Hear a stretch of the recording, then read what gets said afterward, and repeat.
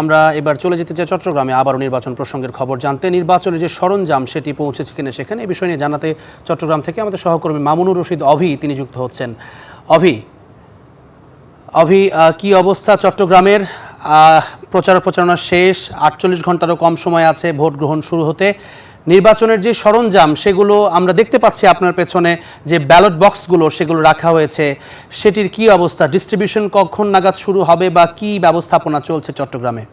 একদিন পরে যেহেতু ত্রয়োদশ জাতীয় সংসদ নির্বাচন অনুষ্ঠিত হবে, সে কারণেই এর অংশ হিসাবে যে প্রস্তুতি নেওয়া দরকার, রিটার্নিং কর্মকর্তা থেকে শুরু করে নির্বাচনী কর্মকর্তা যারা রয়েছেন দায়িত্বপ্রাপ্ত সকলেই সেই কাজগুলো সম্পন্ন করেছেন। এরই মধ্যে আমি এই মুহূর্তে রয়েছি চট্টগ্রাম জেলা স্টেডিয়াম প্রাঙ্গণে। সেখানে যে সমস্ত ব্যালট পেপার বক্স এবং ৪০ রকমের যে সরঞ্জামগুলো রয়েছে সবগুলো কিন্তু এরই মধ্যে এখানে আনা হয়েছে। অর্থাৎ এগুলো আগামীকাল সকাল ১০টা থেকে চট্টগ্রাম মহানগরীর মধ্যে যে সমস্ত আসনগুলো রয়েছে, ৩টি আসন রয়েছে চট্টগ্রাম মহানগরীর মধ্যে, সেই আসনগুলোর যেই ভোট কেন্দ্র, সেই ভোট কেন্দ্রের দায়িত্বপ্রাপ্ত যে সমস্ত কর্মকর্তারা থাকেন তারা সকাল ১০টায় এই জায়গাটাতে আসবেন। এসে তাদের যে জিনিসপত্র সরঞ্জাম তারা সেগুলো বুঝে নেবেন রিটার্নিং কর্মকর্তা থেকে বা সংশ্লিষ্ট যে সমস্ত কর্মকর্তা রয়েছে। এবং এর আগে যদি বলি, গতকাল আমরা দেখেছি চট্টগ্রাম যে ১৫ উপজেলা রয়েছে সেই ১৫ উপজেলার মধ্যে যে সমস্ত আসনগুলো ছিল সেখানে এরই মধ্যে নির্বাচনের যে সরঞ্জামগুলো রয়েছে সেগুলো পৌঁছে গেছে। এবং এই নির্বাচনকে কেন্দ্র করে চট্টগ্রামে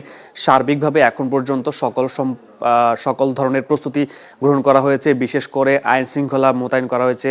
আমরা সকাল থেকে দেখেছি সেনা, বিজিবি, পুলিশের যে টহল সেটি আমরা দেখেছি।